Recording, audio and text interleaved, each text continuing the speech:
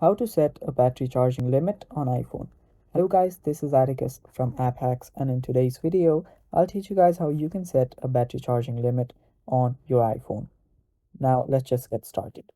The first thing you'll want to do is make sure that you're on model above iPhone 14, and if you're there, you'll need to make sure that you're on iOS 18. Now to do that, first go to your settings, go to general, and there you will see software update. Tap on it and check your software version. If it's above 18, you're good to go. So now you can go back, go to your settings again.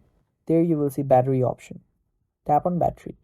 Now on models above iPhone 15, you will see battery health and charging in two different options. Tap on the charging one, and after you do that, you'll get presented with these right here. Now here you can set your charging limit to whichever you want. Now this will help you preserve your battery health of your iPhone, so I highly recommend you guys doing this. And yeah, that is basically how you set a battery charging limit on your iPhone. Thanks for watching guys. That's all for the video.